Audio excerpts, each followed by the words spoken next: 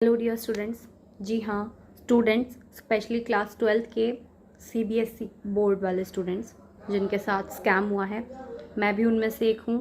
And मैं आज starting से बताने वाली हूँ कि सीबीएसई ने हमारे साथ क्या क्या किया है एंड वो कहाँ कहाँ गलत था। तो हम स्टार्ट करते हैं फरवरी से। जब वो पहली बार बोलता है, एक नोटिस निकालता है दैट वो ओएसएम ऑन स्क्रीन मार्किंग करेगा, उसका नोटिस निकालता है। एंड कुछ 1 या 2 दिन की ट्रेनिंग देकर वो मान लेता है कि टीचर एलिजिबल हो गए हैं, उससे फ्रेंडली हो गए हैं और वो चेकिंग कर सकते हैं।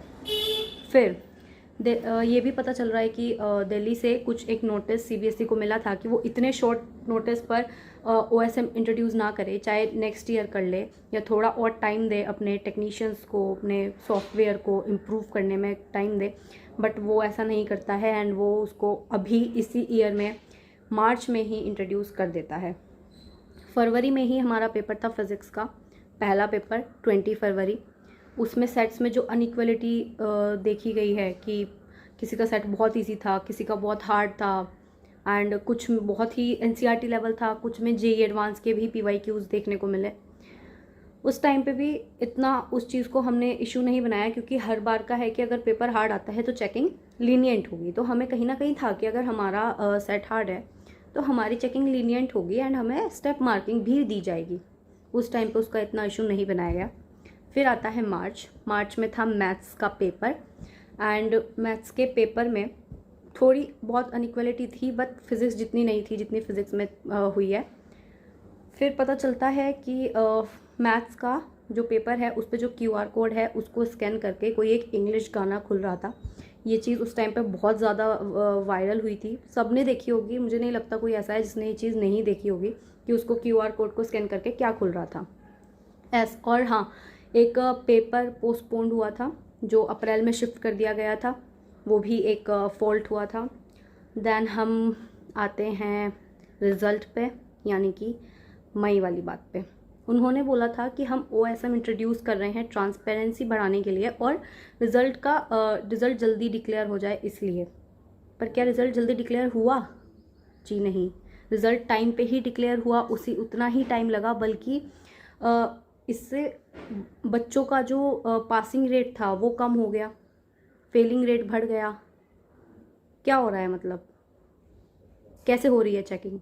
अब कैसे ट्रस्ट होगा अब हमें एक ऐसी प्रोसेस पे जिससे फेलियर रेट बढ़ रहा है? कैसे ट्रस्ट करें हम? अब ये बातें ठीक है, सबको पता है कि रिज़ल्ट बेकार रहा है, ये हुआ है, वो हुआ है, लेकिन ये बातें हमारी मार्कशीट में जो लिखा गया है, हमारी मार्कशीट में जो परसेंटेज लिखी गई है वो तो चेंज नहीं होगी, वो हमेशा ऐसी ही रहने वाली है। एंड 12th की मार्कशीट कितनी इंपॉर्टेंट है ये हम सबको पता है।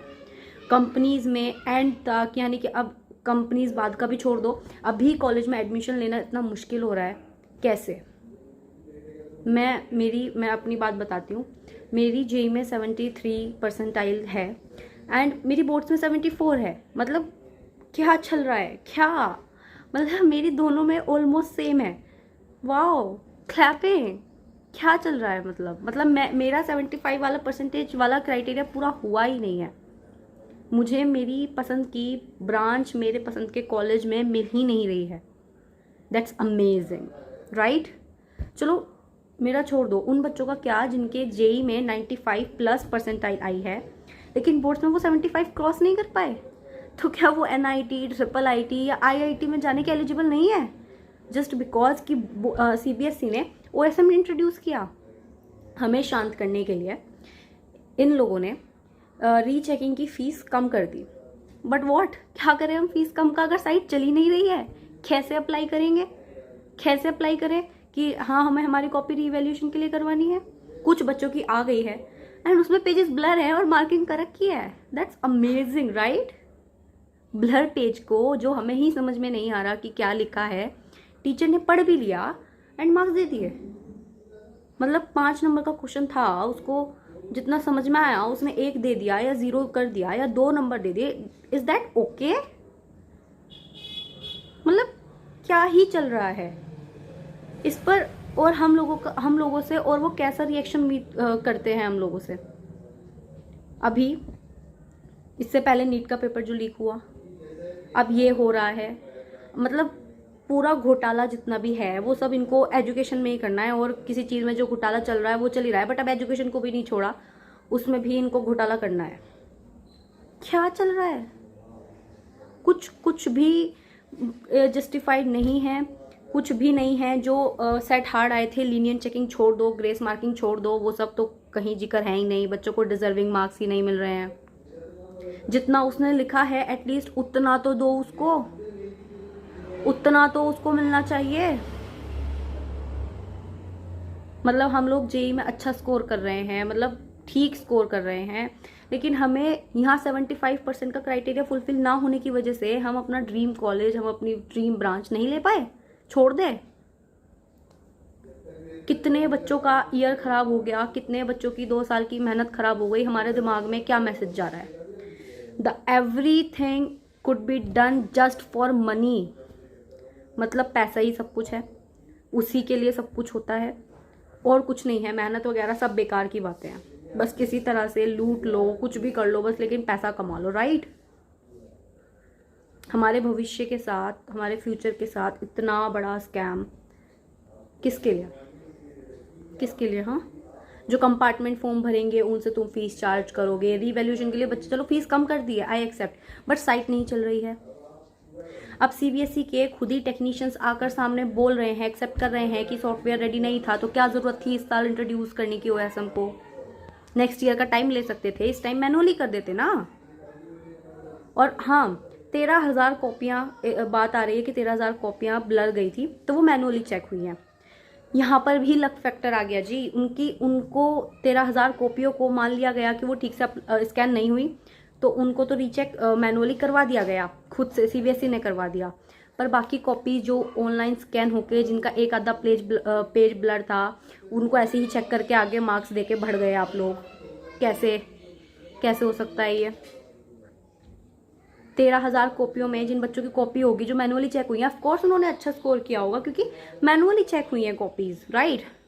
और जिनकी ऑनलाइन एक दो पेज ब्लर था, या जिनका पेज ब्लर नहीं था, उनकी तुमने ऑनलाइन चेक करवा दी।